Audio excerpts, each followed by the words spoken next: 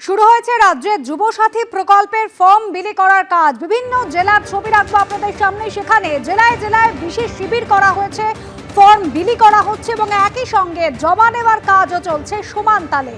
Form বিলিতে দুয়ারে সরকারের ধাঁচে প্রত্যেক জেলায় এই যে বিশেষ ক্যাম্প করা হয়েছে, সেখান থেকেই যুবসাথী প্রকল্পের ফর্ম বিলি করা হচ্ছে। বেকার যুবকদের আপনারা জানেন ইতিমধ্যেই 1500 টাকা করে ভাতা দেওয়া হবে। অন্তর্বর্তী বাজেটে এমনই ঘোষণা করেছিলেন মুখ্যমন্ত্রী মমতা বন্দ্যোপাধ্যায়। যদিও প্রথমে বলা হয়েছিল যে 15ই আগস্ট থেকে এই ভাতা চালু হবে, পরে 4 মাস এগিয়ে এপ্রিল মাস থেকে প্রকল্প শুরুর কথা ঘোষণা করা হয়েছে। আর সেই মতো আজ থেকেই কিন্তু যুবসাথী প্রকল্পের কাজ শুরু হয়েছে। বিভিন্ন ক্যাম্পে ফর্ম বিলি করা হচ্ছে, জমা নেওয়া হচ্ছে।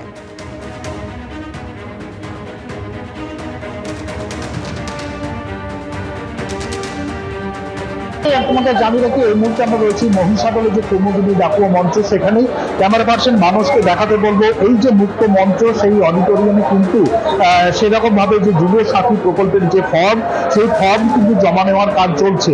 এবং তুমি জানো যে এই যে মহিষাদল ব্লক, তার কিন্তু রয়েছে 11টা অঞ্চল। 11টি অঞ্চলের জন্য পৃথক ভাবে টেবিল করে দেওয়া হয়েছে। এবং এই মুহূর্তে আমরা দেখতে পাচ্ছি যে প্রত্যেকটা টেবিলের সামনে কিন্তু এরকম ভাবে লাইনও রয়েছে। একটু কয়েকজনের সঙ্গে কথা বলে নেওয়ার চেষ্টা করবো। বলছি, আপনারা কি যুবসাথীর ফর্ম জমা দেওয়ার জন্য কতদূর পর্যন্ত পড়াশুনো করেছেন? আমার গ্র্যাজুয়েশন কমপ্লিট হয়েছে। আজকে যে যুবসাথীর এরকম ভাবে ফর্ম দিয়ে জমা দিচ্ছে, যারা বেকার আছে তো তাদেরকে জাস্ট মান্থলি একটা হাত খরচ বলতে পারেন, কিন্তু সেটা দেওয়ার জন্য আমাদের রাজ্যের মুখ্যমন্ত্রী এই প্রকল্পটা করেছে।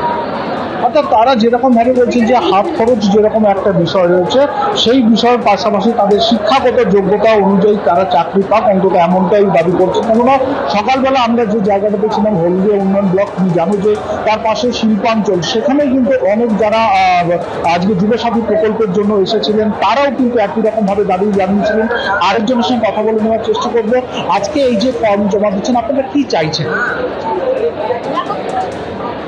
কি বক্তব্য আপনার? অর্থাৎ তারা এরকম ভাবে যেরকম ভাবে ফর্ম নিতে এসেছেন এবং ক্যামেরা পাচ্ছেন মানুষকে দেখাতে বলবো, তুমি এই যে টেবিলগুলো রয়েছে, সেই টেবিলগুলোতেও কিন্তু এরকম ভাবে যে সমস্ত অঞ্চলের আধিকারিকরা রয়েছেন, গ্রাম পঞ্চায়েতের আধিকারিকরা রয়েছেন, মহিষাদল পঞ্চায়েত সমিতির যারা রয়েছেন, তারা কিন্তু যে সমস্ত কর্মপ্রার্থী অর্থাৎ যে সমস্ত আবেদনকারী যারা আসছেন এই যুবসাথী প্রকল্পের নাম নথিভুক্ত করার জন্য, তাদেরকে কিন্তু সহায়তা করছেন। এবং মহিষাদলের বিডিও সহ অন্যান্য প্রশাসনিক আধিকারিকরাও যেরকম ভাবে নজরদারি করছেন, একই রকম ভাবে কিন্তু সেখানে সকাল থেকে প্রচুর মানুষের ভিড় কিন্তু আমরা দেখতে পাচ্ছি। কেউ এসেছেন নিজের জন্য, কেউ এসেছেন ছেলের জন্য ফর্ম নিয়ে সেই ফর্ম ফিল আপ করে জমা দেওয়ার জন্য। মিটন, সঙ্গে থাকো। আবেদনকারীরা তারা কিন্তু সকাল থেকেই ভিড় জমাতে শুরু করেছেন। পঞ্চায়েতের আধিকারিকরা তারা রয়েছেন সহযোগিতা করার জন্য। মহিষাদলে যখন এই ছবি, তখন হলদিয়ার ছবিটাও আপনাদের সামনে তুলে ধরবো। সেখানেও কিন্তু সকাল থেকেই যুবসাথী প্রকল্পের ফর্ম বিলির কাজ চলছে। কেননা পাশেই হলদিয়া শিল্পাঞ্চল, এরকম কাজ করি বা সরকারি কোনো সুবিধা পাইনি এখন পর্যন্ত আমি, সেই জন্য এসেছি। অ্যাকচুয়ালি এটা কাজ যদি একটা পাওয়া যেত, সেই কারখানায় হোক বা অন্য কোথাও হলেও, তাহলে সুবিধা হতো। কিন্তু তার পরিবর্তে ভাতা পাচ্ছি, যতটা পাওয়া যায় বেকারদের জন্য। মোটামুটি আমরা ডেলি লেবারের মতো কাজ করি এখানে ওখানে বিভিন্ন জায়গায়। সেই হিসাবে সরকার যে ঘোষণা করছে 2000 টাকা করে যুবসাথী প্রকল্পে দেবে, তার জন্য আসছি। আমরা একটা স্থায়ী কাজের জন্য আশা করছি। এবিপি আনন্দ, এগিয়ে থাকে, এগিয়ে রাখে।